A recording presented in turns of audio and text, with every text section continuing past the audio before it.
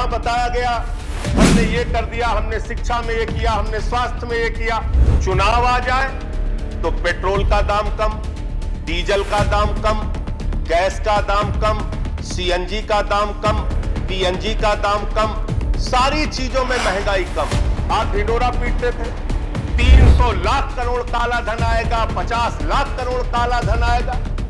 आपके राज में काला धन आना तो दूर की बात है, काला धन बढ़ गया। बीजेपी के नेताओं का है कि उद्योगपतियों का है कि अधिकारियों का है कि कर्मचारियों का है, किसका काला धन है? श्री संजय सिंह जी। धन्यवाद मान्यवर, आपने फाइनेंस बिल पे मुझे अपनी बात कहने का मौका दिया। मान्यवर, मैं अवध के क्षेत्र से आता हूं, सुल्तानपुर से, उत्तर प्रदेश के, और वहां के अवधि के एक बड़े अच्छे कवि हुए रफीक सादानी साहब। उन्होंने अवधि में एक लाइन लिखी कि जब जब चुनाव आवत है भात मांगा पुलाव आवत है। भारतीय जनता पार्टी की हालत यही है मान्यवर। इनकी सरकार, चुनाव आ जाए तो पेट्रोल का दाम कम, डीजल का दाम कम, गैस का दाम कम, सीएनजी का दाम कम, पीएनजी का दाम कम, सारी चीजों में महंगाई कम। चुनाव बीत जाए तो पेट्रोल का दाम महंगा, डीजल का दाम महंगा, गैस के सिलेंडर का दाम महंगा, सीएनजी का दाम महंगा, पीएनजी का दाम महंगा, सारा कुछ महंगा करने में लग जाते हैं। इसका मतलब महंगाई से कोई आपका गोपनीय समझौता है मान्यवर, कोई गोपनीय समझौता है। जब चुनाव आता है आप कहते हैं थोड़ा दूर हो जाओ, जैसे ही चुनाव खत्म होता है कहते हैं आओ हम तुम्हें बढ़ा रहे हैं, आओ तुम्हें बढ़ा रहे हैं। इस गोपनीय रिश्ते का खुलासा कीजिए। आप लोग ये जो झूठे तर्क देते हैं देश के सामने कि भाई इस समय तो युद्ध की स्थिति है, इस समय तो अंतर्राष्ट्रीय बाजार में कच्चे तेल का दाम बढ़ रहा है, अंतर्राष्ट्रीय बाजार में कच्चे तेल का दाम पिछले 7 वर्षों में कब कब बढ़ा और कब कब घटा, और उसके मुताबिक कब कब आपने हिंदुस्तान में डीजल और पेट्रोल का दाम घटाया और बढ़ाया, इसका तथ्य अगर आप सामने रखेंगे तो पूरे देश के सामने आपका चेहरा काला हो जाएगा कि कितना बड़ा झूठ आप इस देश की जनता से बोलते हैं। महंगाई आपको बढ़ाना होता है, उसके लिए 1000 तर्क आपके पास मौजूद है। दूसरी बात, अभी तो शुरू हुआ, फिर से बोलना शुरू कर देते हैं लोग। इनको महंगाई बढ़ाना है, सुनना कुछ नहीं है। दूसरी बात मान्यवर, जब कोरोना की महामारी आई, पूरे देश में बेरोजगारी बढ़ी, हमारे प्रधानमंत्री जी ने सीना ठोक के कहा हमने मनरेगा के जरिए रोजगार दिया। उत्तर प्रदेश की सरकार ने कहा हमने मनरेगा के जरिए रोजगार दिया। भारतीय जनता पार्टी की तमाम राज्य सरकारों ने कहा हमने मनरेगा के जरिए रोजगार दिया। और जैसे ही कोरोना खत्म हो गया, लोगों को रोजगार की अभी आवश्यकता है, आपने मनरेगा का बजट घटा के 98,000 करोड़ से घटा के 73,000 करोड़ कर दिया। उसमें भी 18,000 करोड़ रुपए पुराना बकाया देना है। 54,000 करोड़ रुपए आपने मनरेगा का बजट कर दिया। मनरेगा का बजट आप घटा रहे हैं, और मनरेगा में आपकी स्थिति क्या है? यह आपका दिया हुआ जवाब है, मेरा जवाब नहीं है सर। 100 दिन के रोजगार की गारंटी है। आंध्र प्रदेश में औसत 30 दिन, अरुणाचल में 47 दिन, आसाम में 22 दिन, बिहार में 36 दिन, छत्तीसगढ़ में 29 दिन, गोवा में 19 दिन, ऐसे ऐसे करके मध्य प्रदेश में 31 दिन। साल में मात्र 31 दिन, 30 दिन, 20 दिन आप रोजगार दे पा रहे हैं मनरेगा के जरिए, जिसका आप पूरे हिंदुस्तान में ढिंडोरा पीटते हैं कि हमने मनरेगा के जरिए बहुत रोजगार देने का काम किया। इसके साथ साथ नौजवान बेरोजगारों की अगर हम बात करें मान्यवर, हर क्षेत्र में ठेका प्रथा इन्होंने लागू कर दी। नौकरियां देने के बजाय आउटसोर्सिंग और ठेका प्रथा। और यह ठेका प्रथा एकमात्र कमीशन खोरी और भ्रष्टाचार का जरिया है। 50,000 रुपए में, 25,000 रुपए में, 30,000 रुपए में, 20,000 रुपए में साइन कराया जाता है, और जो मजदूर होते हैं, जो कर्मचारी होते हैं, जो ठेके पे काम करने वाले नौजवान होते हैं, उनको 50% से भी कम पैसा दिया जाता है। यह होता है ठेका प्रथा। ठेका प्रथा एक गुलामी प्रथा है मान्यवर।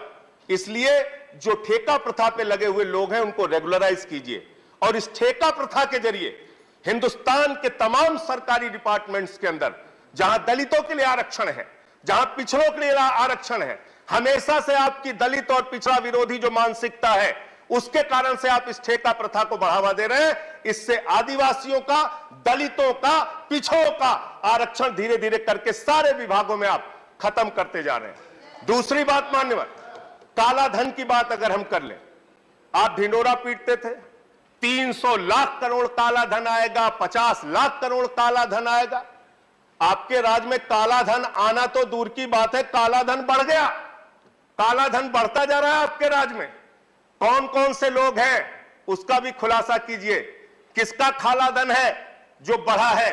बीजेपी के नेताओं का है कि उद्योगपतियों का है कि अधिकारियों का है कि कर्मचारियों का है? किसका काला धन है? कहां से काला धन बढ़ गया, इसका खुलासा कीजिए। काला धन के नाम पर आपने इस देश की जनता को गुमराह किया। लोग आज भी मान्यवर 15 लाख की राह लगाए हुए कि उनके खाते में 15 लाख आएगा, उनके खाते में 15 लाख आएगा। 15 लाख छोड़ दीजिए, 2 करोड़ रोजगार की बात आपने कही, रोजगार आप खत्म करते जाते हैं। रेलवे की भर्ती का जिक्र मैंने किया था मान्यवर, दौड़ा दौड़ा के आप नौजवानों को पीटते हैं, FIR कराते हैं, मुकदमे कराते हैं, रोजगार उनको देते नहीं। NPA का जिक्र अभी विनय विश्वम जी कर रहे थे। 10.5 लाख करोड़ रुपए का NPA चंद पूंजीपतियों का है मान्यवर, और 10.5 लाख करोड़ रुपए के NPA में आपके बड़े बड़े पूंजीपति, उद्योगपति जो आपके मित्रों हैं, जिनको हमारे आदरणीय प्रधानमंत्री जी कहते हैं मेहुल भाई, वो मेहुल भाई 20,000 करोड़ रुपए लेके हिंदुस्तान से भाग जाते हैं।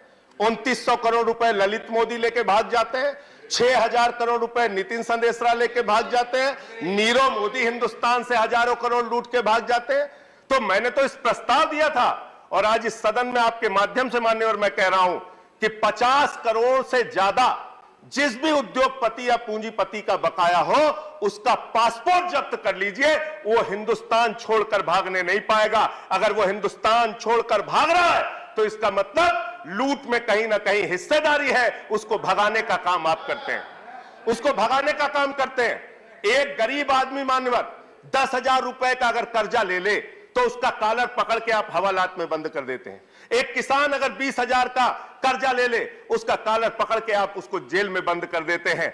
लेकिन 20-20 हजार करोड़ रुपए, 10-10 हजार करोड़ रुपए विजय माल्या लेके भाग गया, आज तक वो हिंदुस्तान नहीं आ पा रहा है। तो ये पूंजीपतियों के साथ लूट और लूट के बाद उनको भगाने का जो धंधा चल रहा है, इसको रोकने का एकमात्र तरीका है 50 करोड़ से ज्यादा जो भी कर्जदार हैं उनके पासपोर्ट आप जब्त करने का काम कीजिए। मान्यवर, यहां बताया गया हमने ये कर दिया, हमने शिक्षा में ये किया, हमने स्वास्थ्य में ये किया। 130 करोड़ की आबादी वाले मुल्क का शिक्षा का बजट मात्र 2%। 130 करोड़ आबादी वाले मुल्क का स्वास्थ्य का बजट मात्र 2.3%। अभी एक खबर आई है मान्यवर, 1 अप्रैल से 800 दवाओं का दाम आप बढ़ाने जा रहे हैं। 800 दवाओं का 10.5%, 10.7% 800 दवाओं का दाम आप बढ़ाने जा रहे हैं। और उसमें तमाम दर्द की दवा है, पैरासिटामॉल जैसी दवा है। तो आप अशिक्षा से दर्द देते हैं, स्वास्थ्य की बदहाली से दर्द देते हैं, बेरोजगारी से दर्द देते हैं, किसानों को दर्द देते हैं, माताओं बहनों को दर्द देते हैं। अरे कम से कम दर्द की दवा तो सस्ती कर दो। दर्द की दवा भी महंगी करते जा रहे हो, दर्द भी देते हो, दर्द की दवा भी महंगी करते जा रहे हो। तो मान्यवर, मैं तो इनसे यह कहना चाहता हूं कि आपने नारा दिया है सबका साथ सबका विकास, तो सबका साथ लीजिए। अरविंद केजरीवाल ने अभी दिल्ली का बजट पेश किया। अरविंद केजरीवाल जी के बजट को देखिए, 22% शिक्षा पे खर्च किया, 13% स्वास्थ्य का बजट है, ट्रांसपोर्ट पर, रोड पर 13% का बजट। दिल्ली की सरकार मान्यवर जब आई थी तो 30,000 करोड़ का बजट था, आज 75,000 करोड़ का बजट दिल्ली की सरकार ने पेश किया। 2.5 गुना बजट बढ़ाने का काम किया। एक ईमानदार सरकार चला के दिखाई। अरविंद केजरीवाल जी को गाली गलौज करना छोड़ दो, इनकम टैक्स अफसर है, बुला के बैठा लिया करो, साथ में कुछ सिखा देंगे बजट कैसे बनता है, शिक्षा पे, स्वास्थ्य पे, बिजली पे, पानी पे। और बिजली पे मान्यवर, जिस पे सबसे ज्यादा हल्ला मचाते हैं लोग कि अरे दिल्ली वाले तो फ्री बिजली पा रहे हैं, फ्री बिजली पा रहे हैं, फ्री बिजली पा रहे हैं। बिजली का बजट मालूम है आपको? मात्र 4%। मात्र 4% बजट में दिल्ली की जनता को हम लोग 300 यूनिट बिजली फ्री देने का काम करते हैं। सीखो कुछ अरविंद केजरीवाल से, सीख लो आप लोग। और आप लोग क्या करते हो? फिल्म के पोस्टर पे राजनीति कर रहे हो, फिल्म के पोस्टर पे राजनीति कर रहे हो।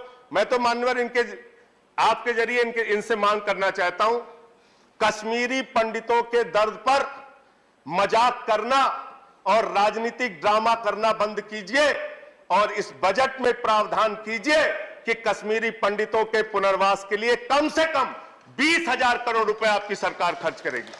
प्रावधान कीजिए। और मैंने तो प्रस्ताव रखा था, सारे सांसद अपने 1 साल की निधि कश्मीरी पंडितों के पुनर्वास के लिए लगाएं।